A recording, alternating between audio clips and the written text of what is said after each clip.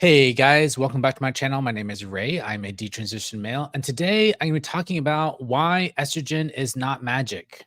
This is one of the common refrains you hear on, for example, trans Reddit and subreddits such as trans timelines. And I think this is a myth, and this is a particularly harmful myth. The reason why I'm talking about this is because people are not being properly informed. If you are going to go on hormones, you need proper informed consent. You need to know what it is going to do for you and what it's not going to do for you. And this idea that estrogen is magic is one of the misleading things that convinces people that, you can just be a regular masculine guy and take hormones and then somehow you're going to become incredibly passable and beautiful as a woman. That's just like not how it works. And this post on trans timelines is a perfect example of what I see all the time of this misleading myth. Um, so 18 verse 31, 1.5 years HRT, no surgeries yet. Estrogen is magic. Awkward boy to confident girl. And someone who's naive, who's contemplating going on hormones might see this picture and be like, "Oh wow, estrogen is magic. This trans woman looks so much different." And this is very common with online trans communities. Is it's so misleading because they use photography and makeup and lighting and all these things to give you the illusion that estrogen is this like magical thing that transforms you into a woman. It doesn't. Literally, all estrogen does is you uh, grow. It like gives you gynecomastia, and it makes your skin softer, and it lessens your body hair. That's pretty much it. And maybe like a small amount of fat redistribution depending on um, like when you started, but that's pretty minimal for the most part. um, so in this post, it is not evident to me at all that estrogen is making the difference here. So one, you have a grainy, bad picture that's like scanned in from like a yearbook or something versus a high definition photograph. You have longer hair. You have, you know, a smooth skin, which wearing foundation and lots of makeup. So this is like lots and lots of makeup. The eyebrows are more defined and filled in. The lip, the fashion. I mean the piercing. All of these superficial things, lighting, makeup.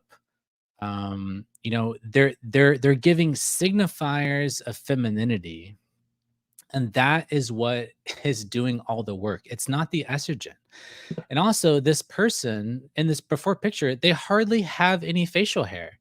So they already have a relatively smooth face. So, I mean, th- this is not a case of estrogen being magic. And if you go into the trans timelines, you see this like all the time where, um, you know, the difference here is like makeup and laser hair removal.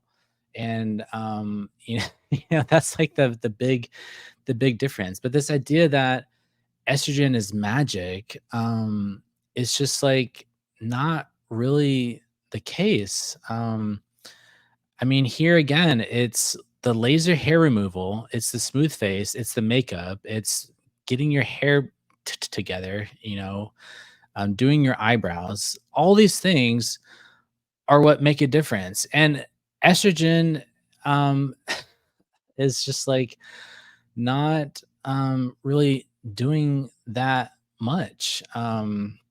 So yeah, I don't know. I just wanted to like talk about this real quick. This is like a quick video because I just see this all the time. And I think it's misleading because if you're going to take hormones as an adult, as part of managing your autogynephilia or whatever, just like the most common reason why people decide to take hormones.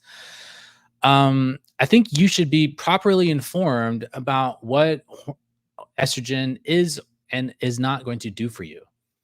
And if you are very masculine, um, like you should not be convinced that, or if your bone structure of your face is incredibly masculine, hormones are probably not going to do anything. They're just going to give you man boobs, basically. That's what it's going to do. It's not going to really make you pass. So I don't know. This is maybe like one of my less serious videos, but I wanted to talk about this because I just think if you're going to make an informed choice about doing this, but doing this elective cosmetic body modification procedure, which is essentially what gender affirming care for autogynephiles is, it is a way to modify your body cosmetically in order to achieve an aesthetic that you want. That's what it is. That's what it really is. So it's not about like medically necessary healthcare, because you're not treating cancer, you're not fixing a broken bone, your liver's not, dysfunctional or whatever. You're just changing the cosmetics of your body, the aesthetics of your body, the appearance of your body in order to meet your desired appearance. But you need to be very clear about the like hormones, because going on hormones as a male, it definitely increases your risk of deep vein thrombosis and other things. It's not it's not trivial. And the longer you're on it, the like harder it is going to be to avoid these like health complications, particularly if you're on like the oral form of the estrogen. So this should not be taken lightly. I mean, this is like a serious. I mean, you're seriously altering your natural hormonal levels, and then potentially, removing your testicles, and then forcing yourself to be on this medication permanently of exogenous hormonal intervention, so you can achieve a cosmetic effect that largely isn't going to do what you want in terms of making you more feminized. Because all the feminizing stuff, it's like getting your eyebrows done, getting laser hair removal on your face, getting like a facial surgery or whatever, like like learning how to do your hair better. All these things make a big difference. And so people are being sold a lie about estrogen.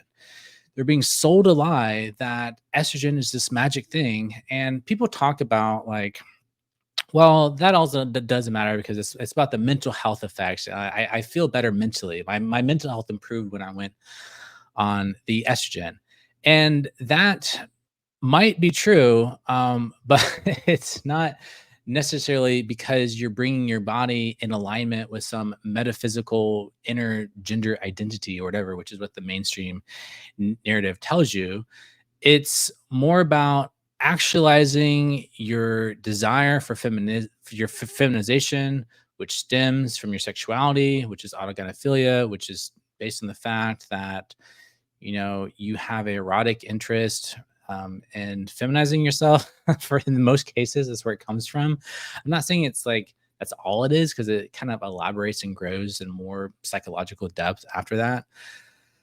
Anyway, that's it for this video. I just wanted to comment on that because it's just like I just see this all the time, and it just like bothers me because I'm not opposed to adults taking hormones if that's what they want to do. If just like you can, get Botox or whatever, you can, but let's think about it how it actually is. It's not life-saving medical care. It's a cosmetic intervention.